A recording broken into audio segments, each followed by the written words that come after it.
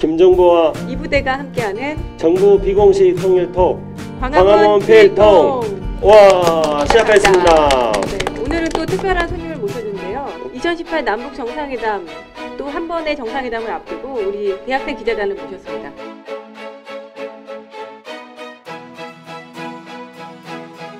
유니콘의 뜻이 뭔지 혹시 아세요? 유니라는 유니피케이션의 약자인 유니와 이제 콘이라는 열매라는 이제 단어를 이제 합쳐서 만든 단어인데요. 그래서 통일의 열매를 수확한다, 평화의 그런 걸 수확한다 이런 의미를. 통일의 열매, 평화의 열매를 수확한다. 오, 굉장히 의미가 깊네요. 예, 올해는 정상회담 풍년입니다. 다음에 이제 열릴 정상회담에 대해서는 뭘 기대하는지 그런 소감을 좀 시작하면서 한번 들어보고 싶습니다. 지난 4월부터 6월까지 남북 정상이랑 또 북미 정상들이 악수를 나누면서 이렇게 화기애애한 현장들을 보여주면서 정말 한반도의 그런 평화 분위기가 무르익어가고 있구나 이런 생각을 했는데, 그 이후로는 사실 이렇다 할 성과가 많이 없어 보여서 좀 아쉬움이 컸었는데, 다시 돌아온 이번 남북 정상회담을 통해서 또다시 또 평화 분위기가 더 높아질 수 있도록 지금 기대하고 있습니다. 저도 비슷한 생각입니다. 앞차례 있었던 정상회담 역시 조금 더 실질적인 그런 결과가 있었으면 좋겠다는 생각, 그런 점에서 아쉬움을 가졌는데, 일단 남북 정상회담이 이렇게 열린 것 자체만으로도 큰 의미라고 생각을 합니다.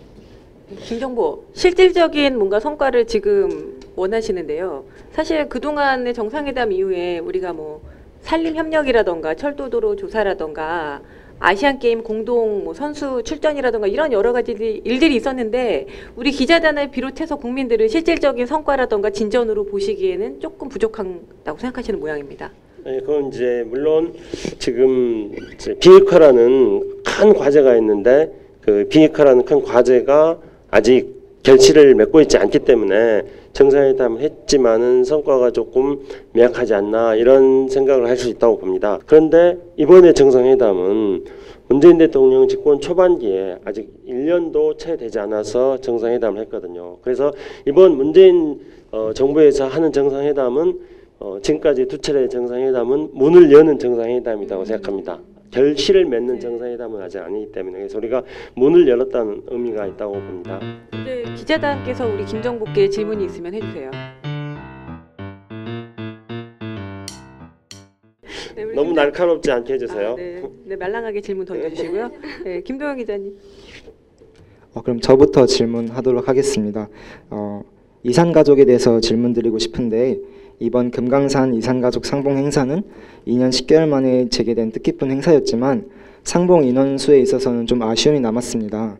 남북이 이산가족 상봉을 추진하면서 어떠한 어려움이나 갈등 등이 있어서 이렇게 상봉 인원수가 적은 것인지, 또 상봉 인원을 확대시킬 수 있는 방안들은 있는지에 대해서 궁금합니다. 이산가족 문제를 반드시 풀어야겠다는 게 문재인 정부의 강한 의지입니다.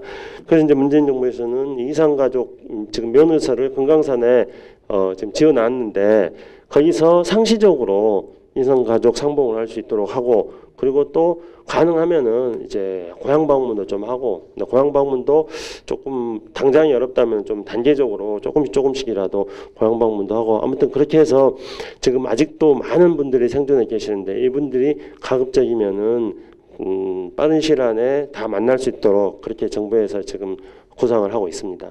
제가 질문 드릴게요.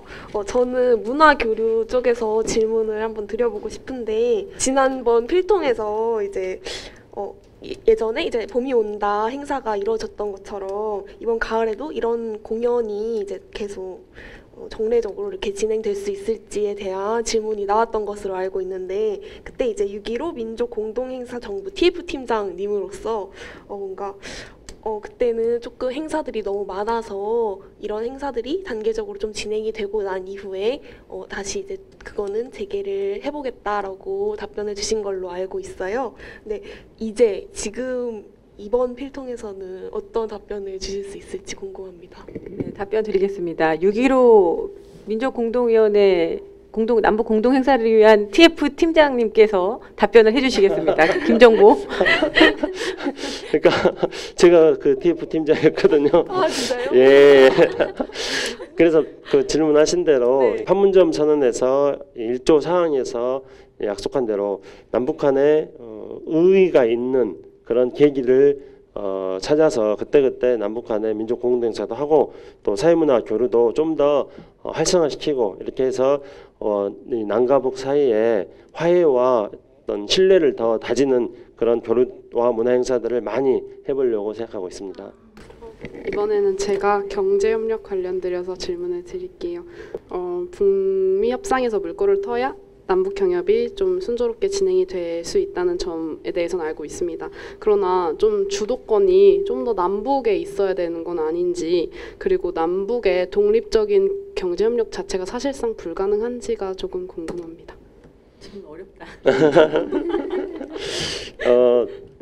이제 기대와 우려가 동시에 있는 질문이라고 생각합니다. 그러니까 당연하게 남과 북이 남북 경제 협력에 있어서는 주체가 돼야 되죠. 그래서 우리 입장에서도 본다면은 우리 지금 어떤 새로운 성장 동력을 만들어야 되는데, 우리 경제가 성장하려면은 그러면은 남북 간의 경제 협력을 통해서 우리가 새로운 성장 동력을 만들어낼 수 있습니다. 이게 대한민국의 나의 미래 비전이라고 생각합니다. 하지만 또 다른 한편으로 세계 경제는 서로 의존해 나가는 게 높지 않습니까?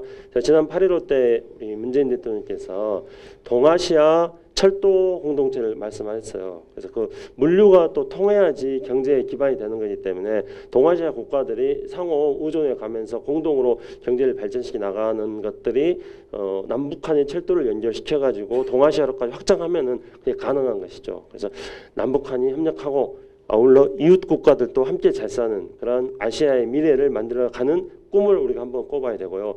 그 아시아의 미래의 주인공은 누구겠습니까? 여러분들과 접니다. 마지막으로 질문을 하나 드리면 이제 평양에서 한 차례 또 정상회담이 이루어지게 될 텐데요. 이번 회담에서는 이제 사람들이 관심이 많잖아요. 이번 회담에 어떤 내용들이 주로 오갈지, 어떤 내용이 쟁점이 될지, 또 예측하는 많은 뭐 기사나 이런 여론들 중에 구체적으로 우리 측에서 북한에 이제 비핵화 일정이 담긴 그런 캘린더를 전달할 것이다, 이런 예측이 굉장히 많은데요. 우리 정부에서 세워놓은 뭐 시나리오라든지 이런 게 있는지 궁금합니다. 이 평양 정상회담 시나리오를 지금 우리가 공개를 해야 되는 건가요? 이 자리에서? 말씀 안 하시면 안 될 것 같습니다. 그러면은 우리 대학생 기자단께서, 특히 또 단장님께서 직접 질문하셨기 때문에 우리가 특종하시는 것 같은데. 평양 정상회담 시나리오 의제를 지금 공개하라 그랬으니까 과감하게 공개하겠습니다. 평양 정상회담은 당연히 4.27 판문점 정상회담의 기초에서 4.27 판문점 정상회담을 발전시키는 게 되겠죠. 그동안 판문점 정상회담의 합의에서 가장 잘 발전하고 있는 남북한의 군사적 신뢰 구축과 긴장 완화 부분에서는 발전된 부분에 대한 성과를 이제 양 정상이 확인을 할 거고요. 그리고 두 번째로 남북 간의 발전을 위한 여러 가지 기초들이 많이 쌓여져 있는데, 이것들을 그동안의 기초에 바탕을 해서 두세 걸음 더 나가자, 이렇게 약속을 할 거라고 생각을 합니다. 그리고 이제 비핵화와 평화협정 문제는 이거는 중요하고도 또 다른 나라들하고도 많은 관계가 돼 있고 또 약간 좀 중기적인 과제이기도 하고, 그래서 이 문제들에 대해서 다른 나라들과 관계를 발전시킬 수 있는 하나의 촉매제적인 역할을 할 것이며, 동시에 중기적으로 어떻게 발전할 것인지에 대한 비전까지 제시해서, 그래서 이 판문점 성과를 계속 발전시키는 그런 정상회담이 될 거라고 생각합니다. 저는 이번 정상회담에 제 사심이 있습니다. 제 사심이, 제가 초딩 아들이 셋이 있는데 제가 금강산이나 뭐 이렇게 북측 지역에 출장을 갔다가 올 때마다 판문점에 뭐 회담이라던가 이 아이들이 엄마가 못 돌아올까 봐 걱정을 해요. 초딩 아이들의 이미지가 아직도 북한이 뭔가 어렵고 좀 아직은 두려운 그런 걸로 남아있는 것 같아서, 걱정하지만 엄마 잘 갔다 올게 하고 인사를 하는데 갔다 오고 나면 애들이 되게 반겨주거든요. 그래서 아이들이 좀 조금 더 가까이 느껴질 수 있는 한 민족으로서 그런 동질성 회복이 좀 빨리 이루어졌으면 좋겠고, 남북 간의 어린이들 또는 청소년들, 대학생들이 이런 비정치적인 분야에서 교류가 조금 더 많이 활발해졌으면 좋겠습니다. 이번 정상회담을 계기로 저희 사심 끝.